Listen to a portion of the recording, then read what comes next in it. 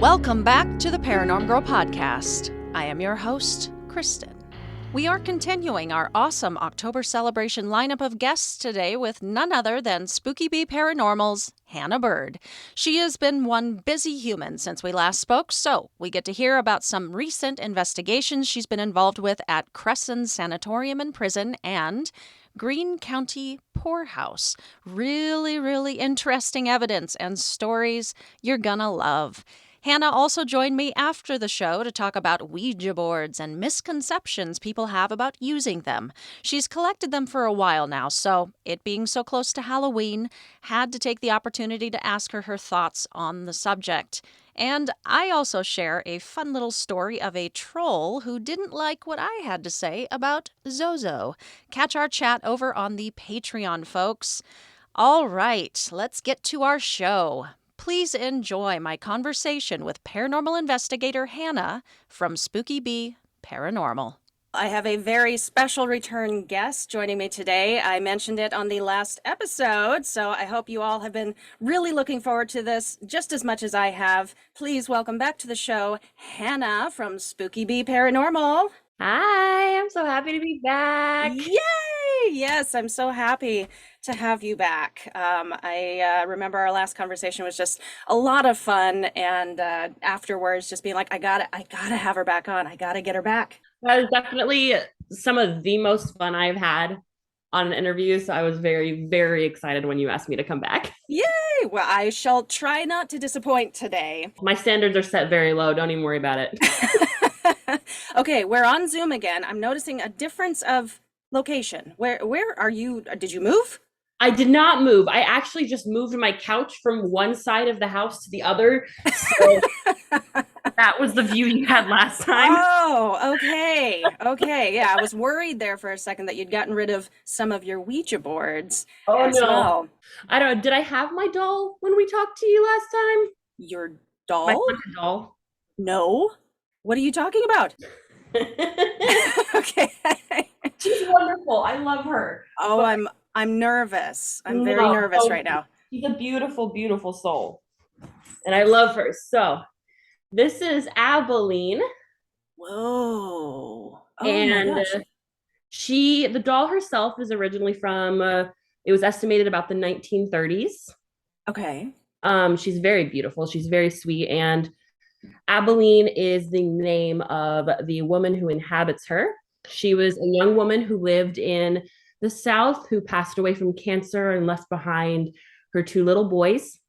And she's very loving and very protective and very sweet. She doesn't do much other than sometimes she sings or hums. But that's all? That's all? I have seen the figure of a young woman in my apartment more than once, which I'm assuming is Abilene. Uh-huh. But I got her because when I found her, I had accidentally brought some very dark stuff into my house back from Ohio. And I brought her in to try and balance that out. I thought having a very protective motherly spirit in the house would be good. Mm-hmm. And it proved right. Her presence in the house is much appreciated. Wow. Where did you find her? eBay. Oh. I love it. Her previous owners sent me with this little jar of herbs for her as a gift and an offering. And they sent me like a whole handwritten note with her backstory and who the spirit was and what they've experienced and their contact information in case I experienced anything and wanted to get rid of her. And I was like, the doll is too pretty. Like, I'm not getting rid of the doll no matter what. Like, Abilene's here to stay and I'm okay with that. Yeah. Well, the spirit that inhabits her made a very good choice. She's beautiful. She's gorgeous and I love her. As long as she doesn't start pulling any Annabelle crap, we'll be okay. Yeah. She has not started moving by herself yet, and I'm very happy with that. Well, and she does not look anything like the Annabelle, either the fake one or the real Raggedy Ann doll that it was based on. I swore to myself that I would never go near a Raggedy Ann doll after learning about Annabelle and like, seeing the Conjuring films and then learning about the actual case of Annabelle, I swore up and down, I was like, no matter how much money you want to give me, I will never go near a real Raggedy Ann doll. And that's so sad. It must be the creator must be rolling in his grave because he created those the Raggedy Ann and Andy because I think the story is he lost his own child and wanted to create this thing to like comfort others and give children like companionship and all that. Oh, it's so sad. And like before I knew about Annabelle, like I loved Raggedy Ann dolls. I thought they were adorable, like the little braids and the little rosy cheeks. And then after Annabelle, I was like, they are Satan's spawn. You can't, nope, they should not exist. I don't want it. Well, all right. Well, nice to meet you, Abilene. And you have another new addition to your family, Izzy. Yes, I back in June I rescued a pupper. She's a 2-year-old beagle and American foxhound mix, but I'm suspicious she has some kind of lab in her because she does not have some of the temperaments of a hound or a beagle at all. But she is the most needy, most loving dog I have ever met in my life. Oh, well, when you showed her to me on the video, you can just tell, sometimes looking at them, those eyes, they just speak volumes. Oh yeah, she's mastered the puppy eyes, and if she does, she's a little bit mischievous, and by a little I mean a lot. She does this thing where if she knows she does something bad, she'll sit down, like cross her paws in front of her, give you her puppy eyes, and then smile at you. And it kills me every time. It doesn't work on my boyfriend, her dad, who she loves him, but she's very like timid around him because I'm a sucker. Like I'll discipline her sometimes, but she gives me that look. I'm like, anything you want. I love you. I'm so sorry. I didn't mean to yell at you. You're everything to me. You're the world. I love you. And then her dad's like, you're done. You out. Well, they'll find their speed, I have no doubt. I'm curious, does she ever see and hear the things that you spoke about? Yes, she does. I think there might be something that in my house that I'm not aware of that she's picked up on too. She doesn't show any kind of fear as some dogs do. It's more you can tell that something's going on because she'll stand in the middle of my living room with like full alert, full paw, like hound mode up, tail back, like looking around. And usually she'll look right at my mantle where all my art objects are. So that's when I'll break out like my Ovilus or, something and start like listening. And she's very sensitive though, like emotionally. Like me, I think she's a little bit of an empath because, some dogs that I've met, like they can really only tell when you're like really angry or really upset or really happy, like the extreme end of emotions. Mm-hmm. Picks things up automatically. Like when there's the slightest shift in my emotion, she's totally alert to it. And I think it's the same for the spirits in the house because I'll notice shifts in her emotions too, even when I'm totally fine. Because I work from home now, so I'm home all the time. Mm-hmm. And I'll just see her just like suddenly perk up and then start like whining a little bit and get lower to the ground. And oh wow, I'm very submissive and very concerned. So I have a feeling, I don't know if like something in my house is like communicating with her or like likes her and is like attracted to her presence or not, but you never know exactly what they're picking up on, and they don't know whether they should be frightened or happy to see it, or what energy means, and that they don't know until something happens, I guess, to them, just like they would in the physical world. well, yeah, and I think animals in the paranormal are always like so interesting to me. It's like I remember the only encounter I've ever had with like an animal in the paranormal was at Waverly Hills when they talk about the dog who was murdered with it, unfortunately, with its owner inside Waverly Hills, and there's the spirit of the dog who still walks around Waverly Hills. Sometimes you can hear the collar and hear the little paw pads, and so like ever since hearing that story, I've always had like, well, not always, but ever since that, I've really started to wonder more about like animals and their connection to the paranormal. Mm-hmm. Which I think it's really cool because obviously animals, dogs especially, pick up on stuff that we don't. Right. And I wish more locations would allow us to bring dogs to them, which I totally get why not. They're destructive little pieces of crap sometimes. um, but I think it would be really interesting to see like what results we can get if we, use dogs and followed their instincts instead of ours. Yeah. I asked that question to Rob Guttrow. I don't know if you know who that is, but he's a pet medium. He's a medium just in general, but he does pet readings as well, and he has an investigation team. And I asked him that, like, hey, do you ever, bring dogs in since they're so like sensitive to this stuff? And his he said no, and I understand his reasoning, just because it might frighten them and overly frighten them and stress them out, and I totally respect that, absolutely. But I would think, like, if you've got a dog that's like cool about it, chill, and maybe not like all investigations, or it's interesting to know that they are in fact, like, it is scientifically speaking, they are in fact seeing and hearing things that you will never, as a person, you will never see and hear these things. So they're picking up on these extra levels, and I just find that sensitivity so fascinating. Oh yeah, I mean, like with Izzy, it makes me wonder if she has experienced this before with like her previous owners or whatnot. Because like again, when she first came in the house and I started noticing it, no fear in her whatsoever. It was just straight up like alertness and curiosity. Like she was just very intently listening and paying attention to something Yeah. that I couldn't see. So it makes me wonder, because obviously I don't know anything about her background other than, what her previous owners had told me, which, was all good stuff, but I imagine there was some not so great stuff too that they just didn't want to share. Oh, well, welcome, Izzy, as well. So on to the subject of paranormal investigation. Since we last talked, I think you have been up to some things. You said you were going to go investigate two specific locations.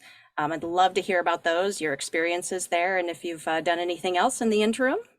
Yes. So since we last talked, I think I had just gotten back from Waverly Hills last time we had the chat. And since then, I went to Greene County Poorhouse and Cresson Sanatorium and Prison out in Pennsylvania. And both of those back to back, again, I'm so stupid. I need to stop doing back to back investigations because it just wrecks my body and my mind. And like, I'm completely out of it for like 3 weeks afterward. I'm like, nobody talk to me. I can't function anymore. Takes it out of you. It really does. Both of those were absolutely incredible investigations, both brand new locations to me and ones that I'd really wanted to go to for a while. But I have to say, out of the two, I have the most to say about Greene County Poorhouse because it was absolutely insane. Like, I think it was probably one of the most active, consistently active locations I've ever been to. And it's also one of the smallest locations I've ever been to, because it is just, it's still a big house in terms of like maybe on the like larger end of like modest houses, but it's still quite a small area to be investigating in.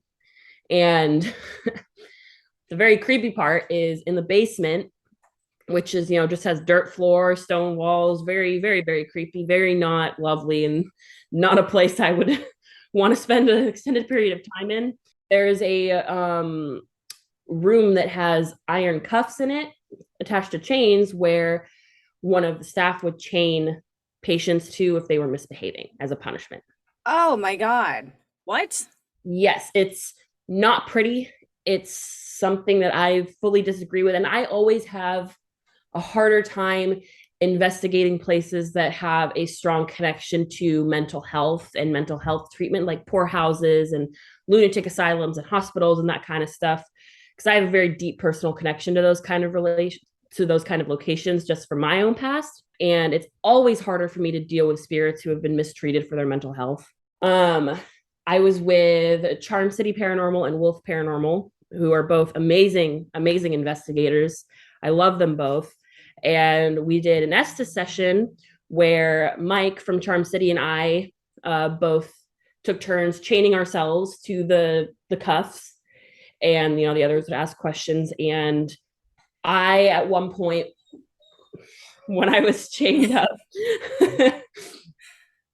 felt like I just got punched in the gut, like I just felt the entirety of the wind just get knocked out of me. Like I almost stumbled backward.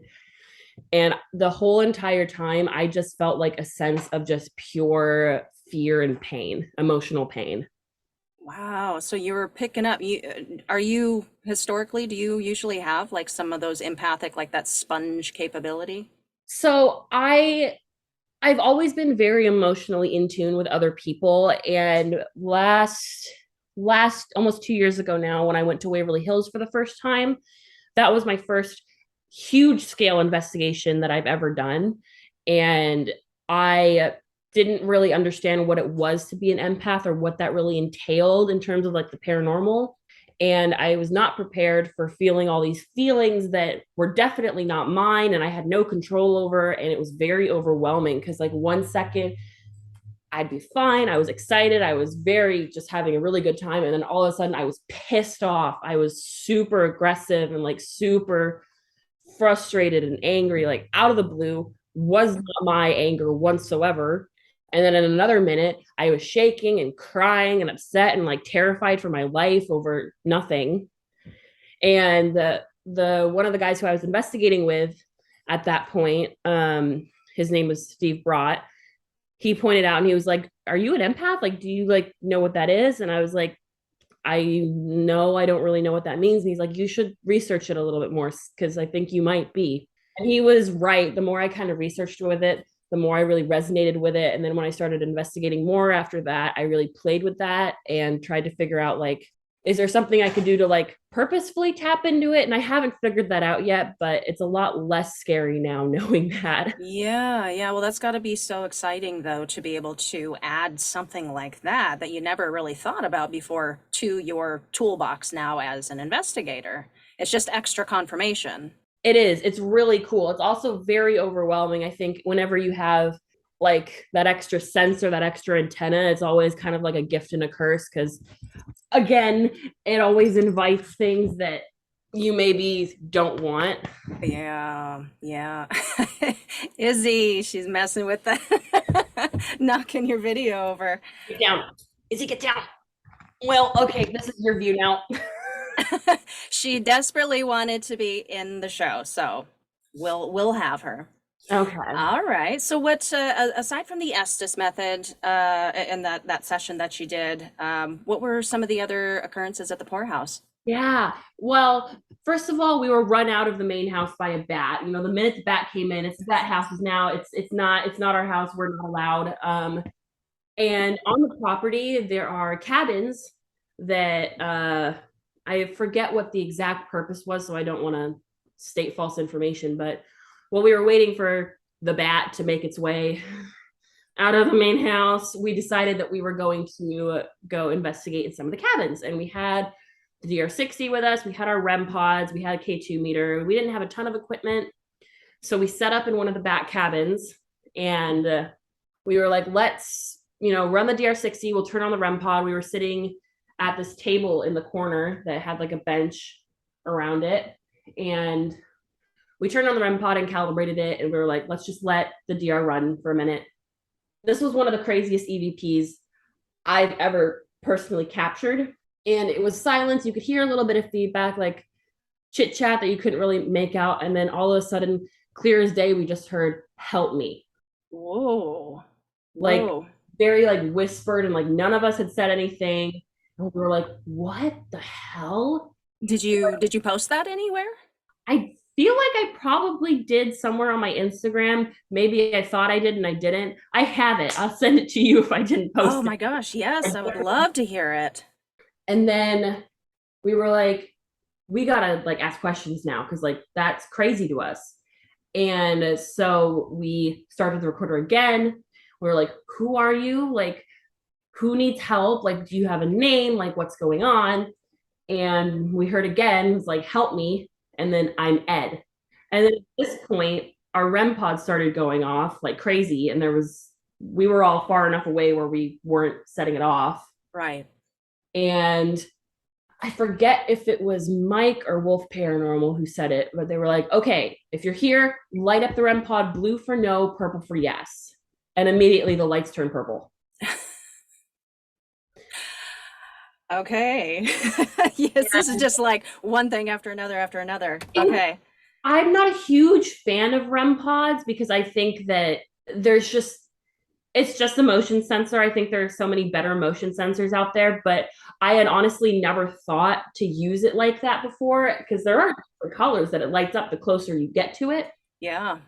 And I thought that was a genius call to try. Yeah, no, that's a fantastic idea because you're not just giving them just okay, just this or this, but you can give them like an option of how to respond. Exactly. And, we were spewing different questions and we were like, is this Ed? And then it lit up blue. And we were like, oh, is there more than one person here we should be aware of?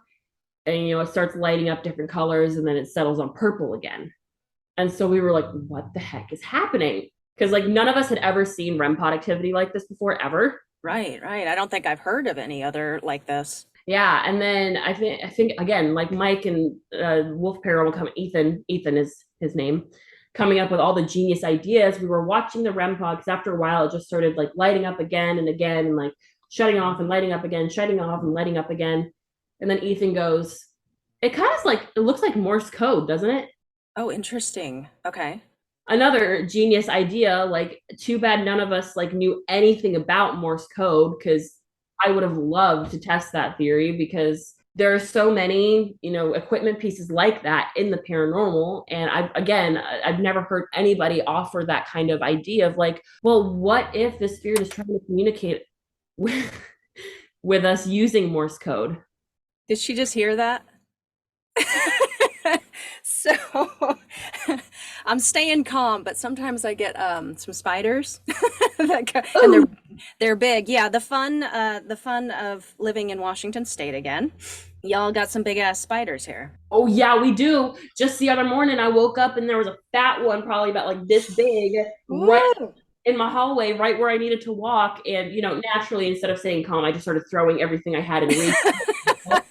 Like, I'm fine with ghosts. Like, you can throw all the ghosts at me. The minute you put a spider or a bat in front of me, I will leap out of a window.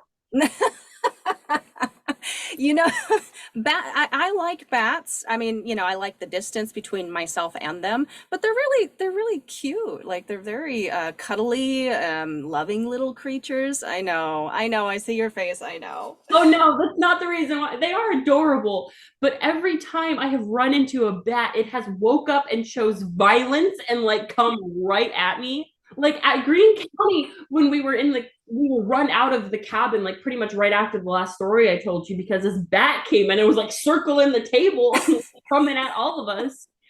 And one of the guys we were investigating with literally like army crawled and like rolled across the floor of the cabin to get our equipment because we all ran out so fast.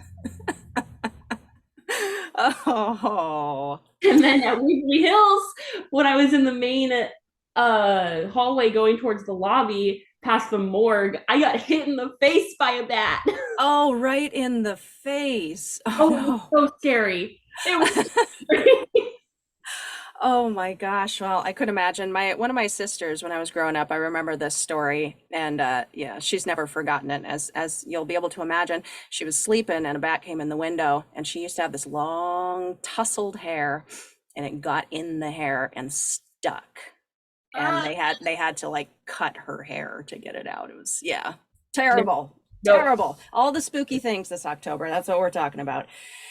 All right. So this other one, and I'm just so excited to talk to you about these two specific locations because I may be an idiot, but I haven't heard anybody talking about these particular locations. So this is new territory. The Cresson Sanatorium and Prison. Yeah. So this place is absolutely massive and it's really an up and coming location. It's gotten much more attention now through shows and social media. I just saw through Izzy. I saw through her at your face. Get down. You're done. That's embarrassing as heck. No. This show has gone off the rails, folks.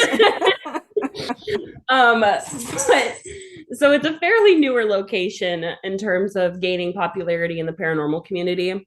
It's not like new by any means, like the buildings. Some of them are more modern, but beautiful, beautiful location in Pennsylvania. It's got several buildings you can go into.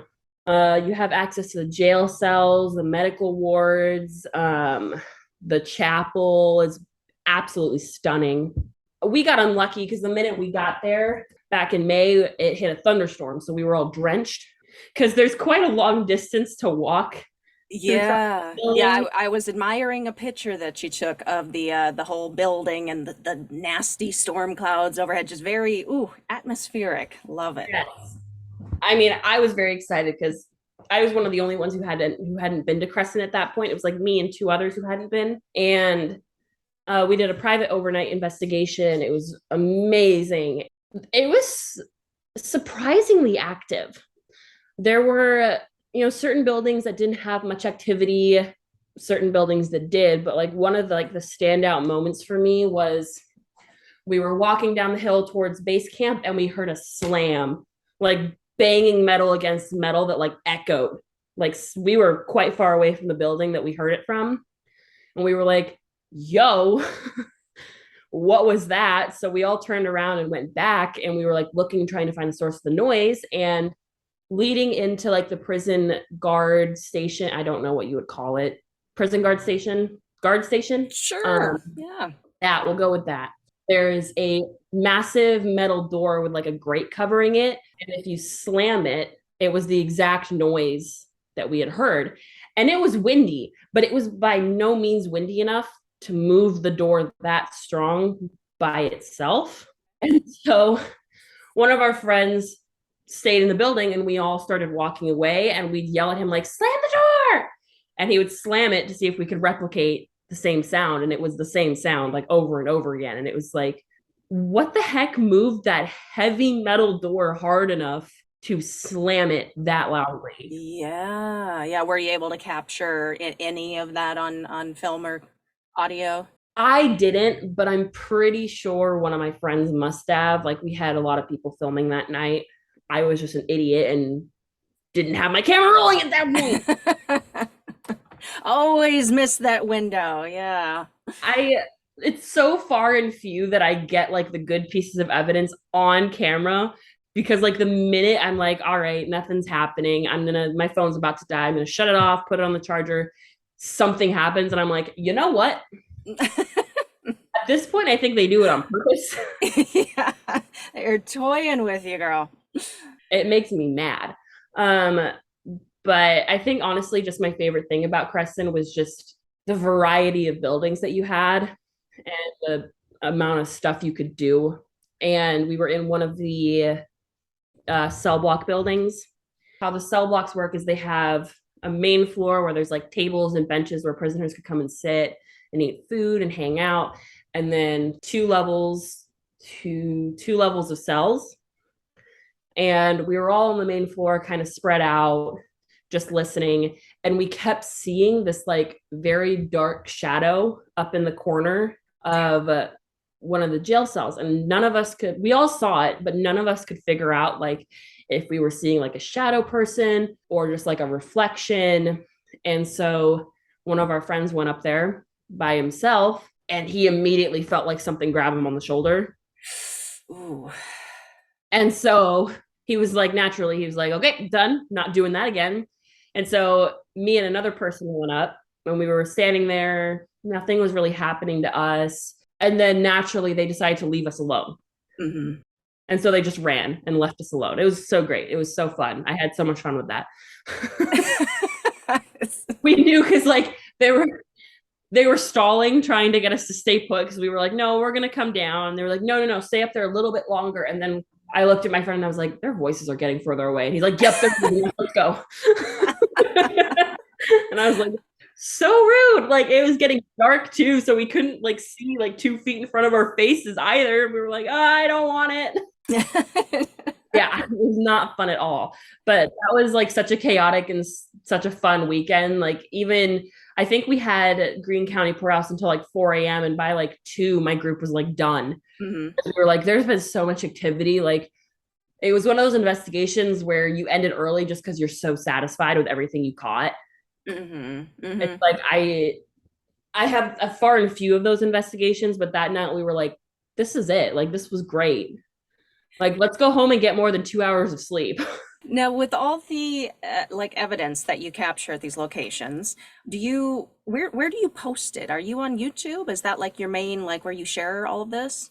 I'm most active on Instagram and TikTok. I thought about starting a YouTube channel, but I just don't have the time to like maintain it and really put out content that I would be super proud of. And also I'm like a technological idiot. Like I don't know how to edit things. I don't know how to like splice and put back together footage.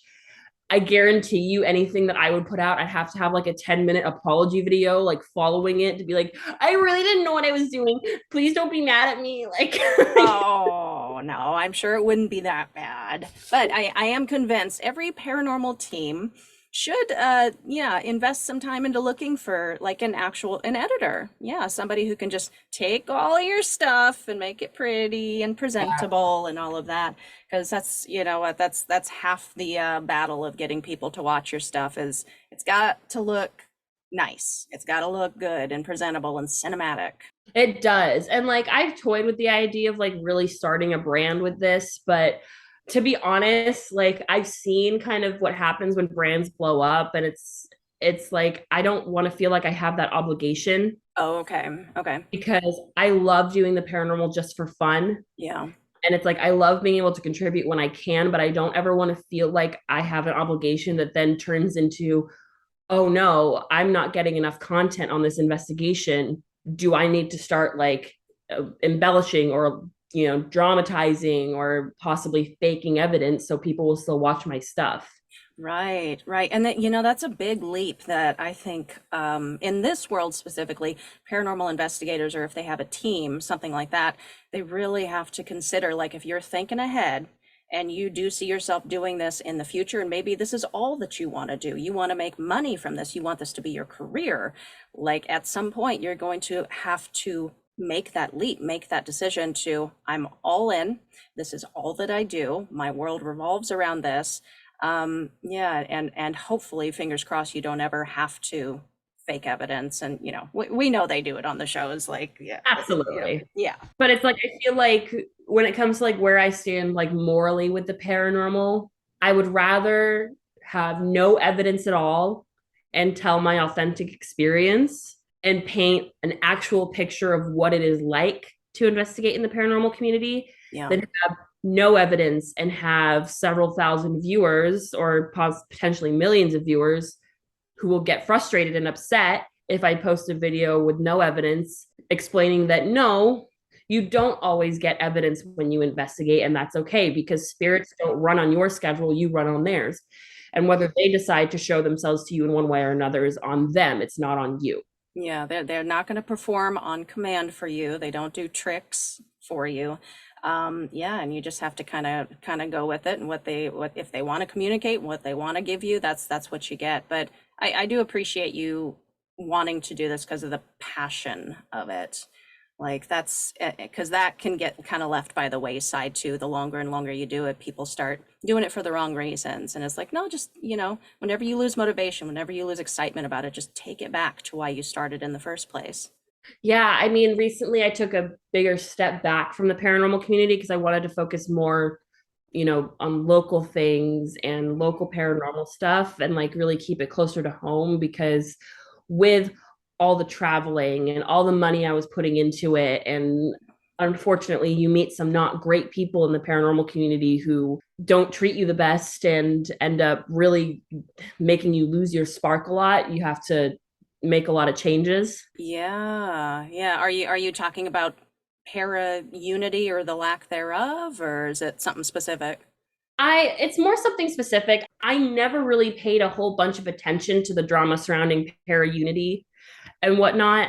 I know it was a big thing, and frankly, my head is still kind of in the sand when it comes to that kind of stuff because like I have my own little circle of people, and I hear about things in the paranormal community because I have people who are much better connected than I am. But For me, I think paranormal investigating is a delicate enough thing mentally and physically for a person where you really need to have people by your side who 100% will have your back in the location and out of the location. And that was just something that I didn't have, which was a hard realization. But bringing it closer to home where I have people who I know are like that has done wonders for my mental health. Because, like, I definitely, after this last weekend of investigating, was not great mentally. I was exhausted. I was frustrated. I was really stressed out. And I really had to sit with myself and be like, I'm really losing my passion for this right now. What do I need to do to bring it back? Because I will always love investigating. It's always something that I want to do because it's always rewarding to then get to do stuff like this and like talk about it with people and like share it. But there's no point in doing that if you're stuck in a place where you don't have the passion for it. Sure. Yeah, no, I cannot agree more. Yeah, I'd love to be part of your team. I want to support you, and this is any way I can. I know we talked actually about Fort Warden. I mentioned it on socials.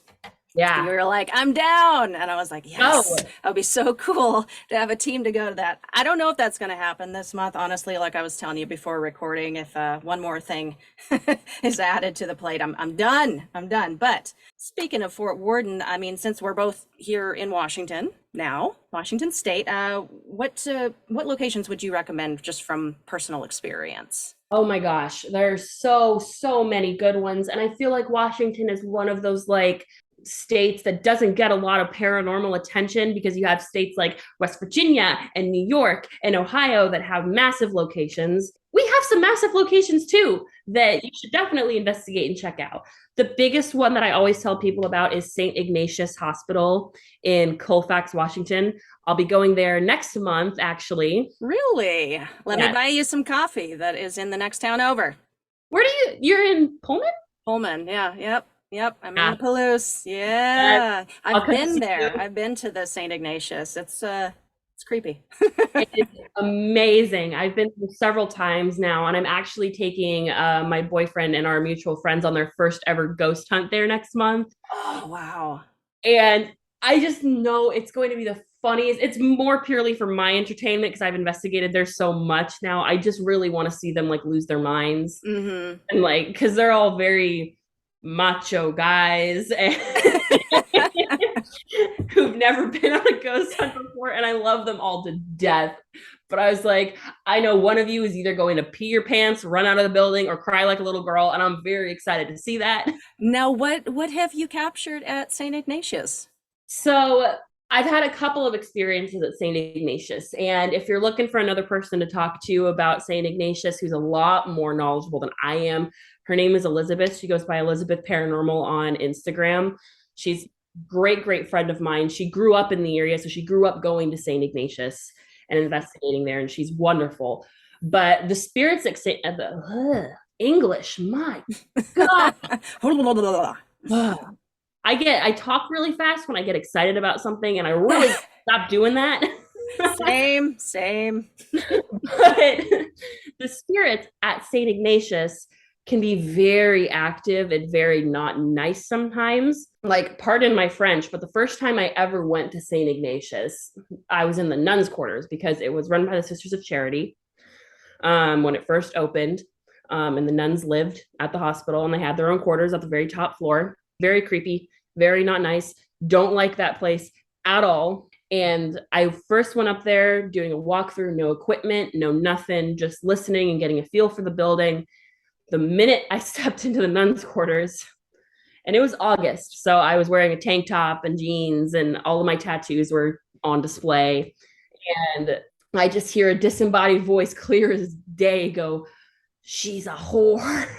Oh, God. And I was like, okay, sounds like my ex-mother-in-law, but you know, we don't need to talk about that.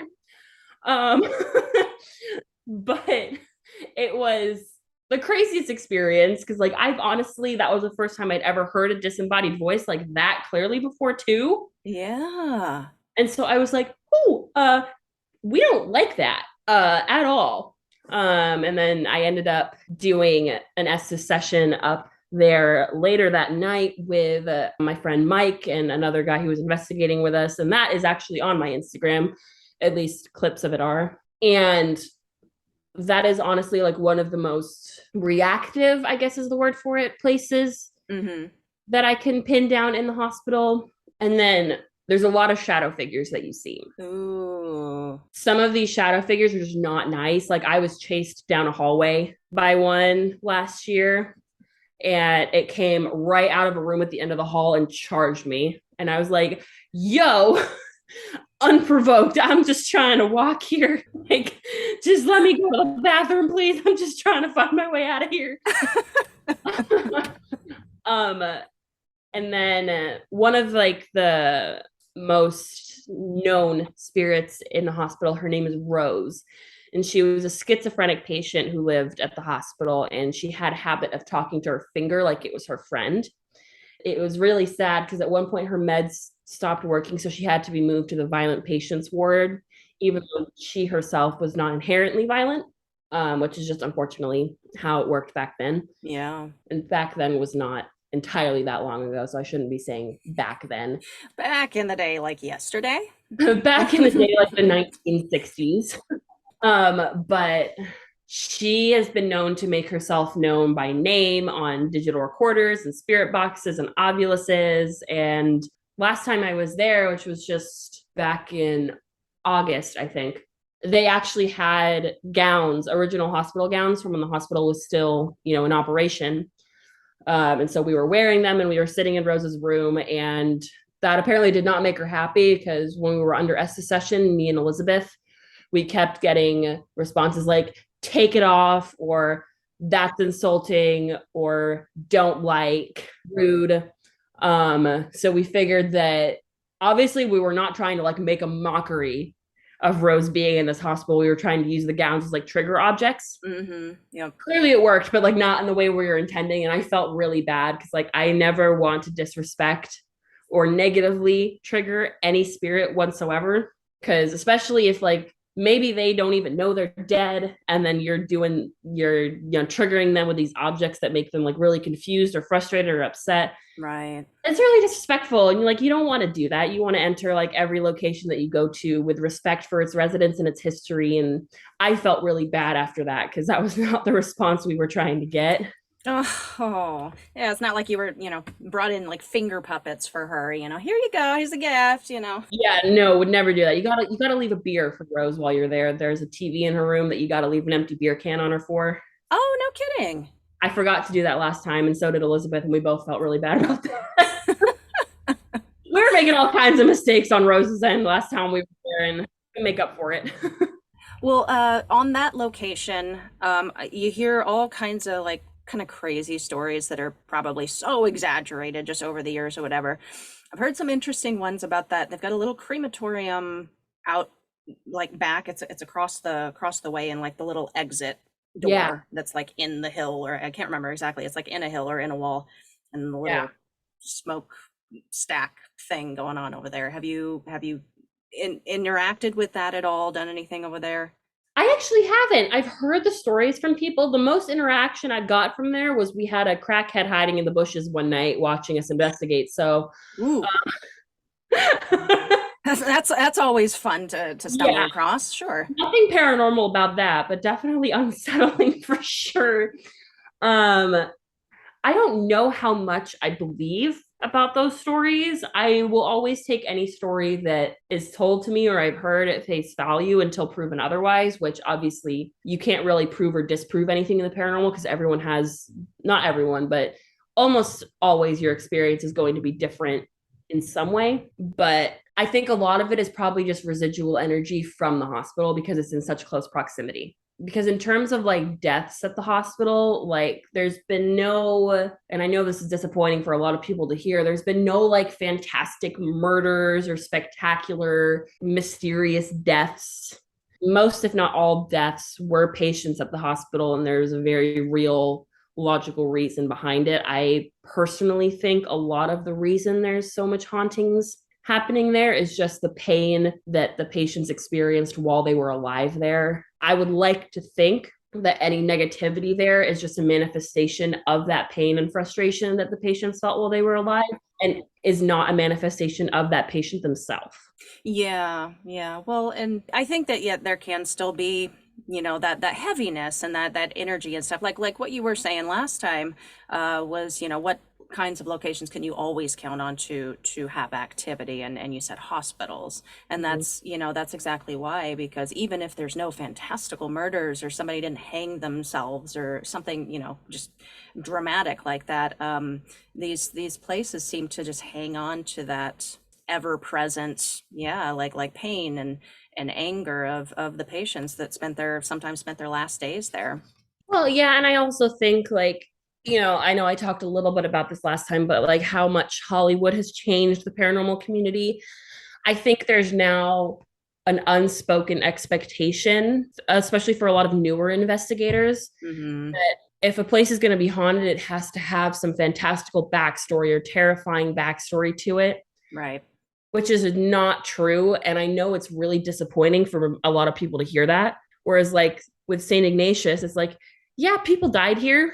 Some were not under the best of circumstances. Like a worker was crushed to death when the hospital was in its very early days, but he wasn't murdered, Hmm. a pure accident. And they were like, oh, but like his death went unsolved for a long time, right? It's like, no, they knew exactly what happened to him. And they're like, oh. And I'm like, yeah.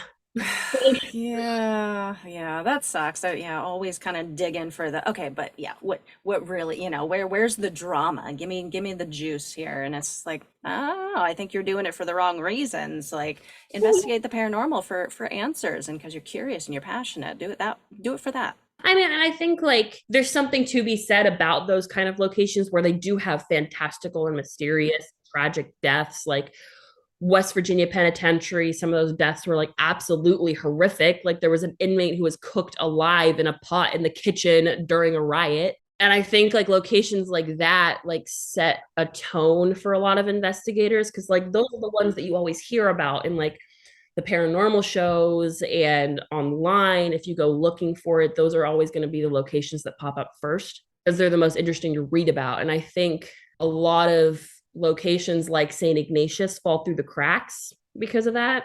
Like another Washington location that similar, no one like to our knowledge, no one has like had a fantastic death or like there's no crazy backstory to it, but it is very haunted. It's the most haunted house in the state is the Walker Ames house in Port Gamble. And it's a beautiful, beautiful house, beautiful stained glass windows. It's right on the water. We actually don't know why it's haunted. Like, there's not enough information to be found about like the Walker Ames family to tell us why. Like, we have theories about who haunts it and why, but it is one of my favorite locations now because of that, because we can go in with a non biased opinion because we have no choice and then we can build new theories and new guesses and new ideas about this house and its hauntings from that. And I think there should be more attention paid to those kind of locations because it allows for even more unbiased investigation. Well, that's an interesting point too. That a place like that where there really isn't a story, there isn't a history, there isn't really an obvious reason why there would be activity. Are you generally under the impression that everywhere is haunted, possibly to some extent? I mean, I think so. Like, there's so many different types of hauntings that aren't talked about. And really, the only type that gets the most of attention is, oh, this place is haunted because this man murdered his entire family, or this man leapt to his death in a spectacular, tragic way because his wife cheated on it, or like, that kind of stuff. Yeah. And, if somebody, even if you just bought a house and the owner was elderly and just passed away peacefully in her sleep, I think that no matter how you die, you leave a piece of yourself behind, whether it be energy, whether it be your spirit, whether it be whatever. So, I mean, in my experience, I think to a certain extent, everywhere is haunted. But does that mean like in every house you go to, you're going to get activity? No. And that goes for like every location ever. Like you could still go to like Waverly Hills and have a completely silent night. But I think with like elemental hauntings, energy hauntings, spectral hauntings, poltergeist hauntings, like there's so many types of hauntings that are never addressed. It's illogical to think that there's not something in every place you go to, because of like every state has hundreds and hundreds of years of history to it, not all of which obviously is great. Like, especially going back to like when this country was founded, I imagine that there is still energy here everywhere. And some of it just hasn't been tapped into, or maybe we never will, or maybe at some point it'll become more apparent. But I think it's very closed minded to assume that there is not some form of energy lingering in every place you go to. Awesome. Well, shoot. This hour went by so freaking fast. It really did. Didn't it? It went fast last time too. I cannot believe how sucked in we get into these conversations. Just like, give me more, give me more. So we'll save everything else for next time. But closing out the episode, I have some brand new questions for you, because this is where I get to the meat of it. I really learned the real you, Hannah. Oh yeah, hit me. Okay. So is there a paranormal topic that you have an interest in, but you don't often get to talk about? Ouija boards. Okay. Let's talk about it on the Patreon. Everybody listening, I'm doing Patreon with Hannah. Catch it. Okay. I cannot wait to ask you about it. I've got a good story for you. Oh, me okay. too. Second question, best and worst reason to ghost hunt. The best reason to ghost hunt is because it is fun. You never have to have any kind of experience or reason to. It is fun. You gain a new perspective on life and death. Worst reason is because you want to be famous. Agreed. I think if you go in with the expectation that you're going to get fame and fortune from it, you don't have an authentic experience, and you don't bring an authentic experience to the people that you're showing your evidence to. What are you doing for Halloween this year? My boyfriend and I are going to be going as Shaggy and Velma from Scooby-Doo, and our two mutual friends. I know one of them is going as a Jedi, and we're trying to convince our friend Justin to go as Slave Leia from Star Wars. But we're just gonna hang out at my house, have some drinks, watch some movies, eat a bunch of candy. It's gonna be fun. Nice. I do not recommend the new Jeepers Creepers. I already saw it. It was really disappointing. It was. I couldn't, from the start, I could not buy, and I'm so sorry. I know the actors did really well, but I could not buy that relationship to begin with. And I'm not going to give anything away. I was just like, yeah. So, all right. Well, that sounds awesome. I love that. I think I'll probably do something similar. Not the Shaggy and Velma bit, but yeah, got to find something cool to wear and do some movies, of course. All right. Final question. In honor of October, in honor of Halloween. Yes. Tell me your favorite ghost story. Oh, my favorite ghost story. Does it have to be like a campfire ghost story, or is it one that I personally experienced? You can do a personal experience. Okay. I think I'll actually tell one that was the favorite ghost story from my childhood. And by favorite, I mean the one that like just scared me so bad. And it was from the book, Scary Stories to Tell in the Dark. I don't know if you remember that one. Of course I do. Yes. Oh my gosh. So for those of you who don't know, this book, this specific publication of this book was actually banned in my school district when I was a kid because the illustrations were too scary. And my teacher actually had her own personal copy of it in her classroom, which I don't think the school knew about. And so in my elementary school, it was a thing for you to like, your friends to dare you, like take the book home and like read it under your covers and the flashlight. And if you can still sleep that night, you get some serious school street cred kind of deal. And there was one story in particular. It was the story of the babysitter who is babysitting the kids in the house at night, and she keeps hearing the phone ring, and on the other end a guy keeps telling her, I don't remember exactly, I think it's changed in different variations of what the guy says on the other end of the phone, but it keeps getting more and more ominous, and the kids are in bed, and like the babysitter's calling the parents and being like, are you expecting somebody to keep calling the house? Because I don't like this. This is very scary. And the ghost story ends with the phone ringing one final time, being like, who are you? I'm going to call the police. You need to get out of the house. And he just goes, it's too late. I'm right behind you. And the murderer has been right behind her, getting closer and closer to her inside the house the entire time.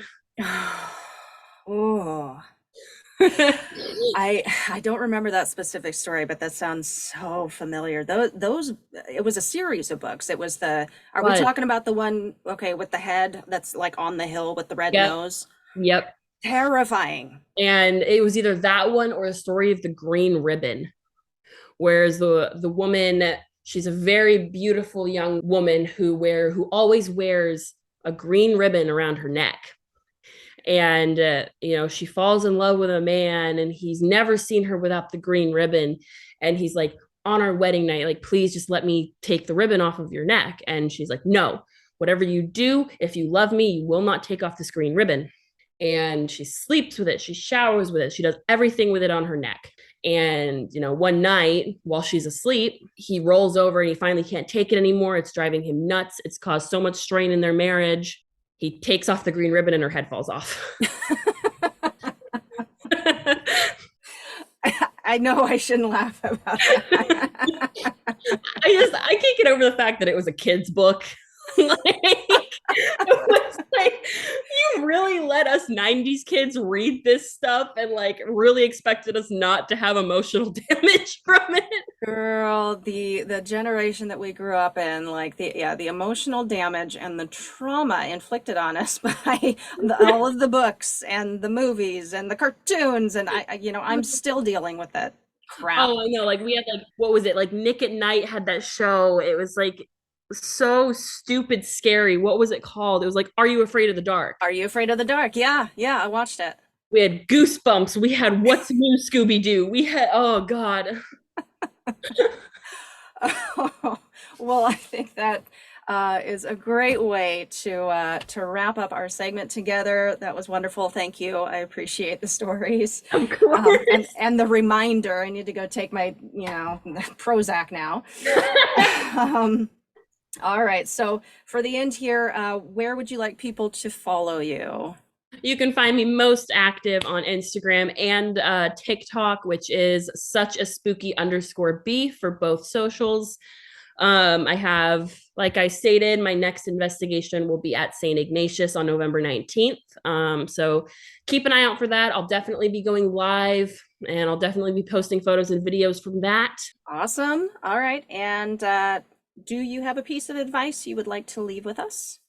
Always keep an open mind, because just because you've heard one thing about a location doesn't mean you won't have a completely different experience from somebody else, and that not everyone is meant to experience the paranormal in the same way. And if you keep an open mind to that, your experience will be so much better. Wonderful. Thank you so much, Hannah from Spooky Bee Paranormal. Thank you for joining me today. Thank you for having me again. Hey, and stick around. We're going to do Patreon. Oh, yes, we are. Thank you again, Hannah. Of course. Thank you, Hannah, for joining me once again. It was a pleasure, and my face still hurts from laughing. I sincerely look forward to next time. If you are listening the day of this episode's posting, for those of us participating online in the Halloween costume contest hosted by Whitman County Humane Society, we have exactly 1 week left for that deadline to submit. Enter a clip of your cute little werewolf howling to be considered for the howling contest, or have them showcase their best trick for a treat. Or submit pics of doggos and or doggo parent teams all dressed up for the holiday to enter for Best Costume and Best Owner/Pet Costume Duo. Go big or go home, y'all. Send your submissions to fundraising@whitmanpets.org. Entry for the online contest will be a $5 donation per entry. If you're located in the Palouse area, participating in person sounds kinda rad too. Enter all of these contests, get some memorable photos taken, jam out to a DJ, and more. It's going to be a costume party for dogs, benefiting dogs in need. For additional info, take a peek at the website, whitmanpets.org. Rate and review the show on all platforms. It is so easy to do and takes but a moment of your time. You love the show? You want Mo? Rate and review. It's the kind thing to do. I'll see myself out. But we'll be back on Tuesday with a brand new episode.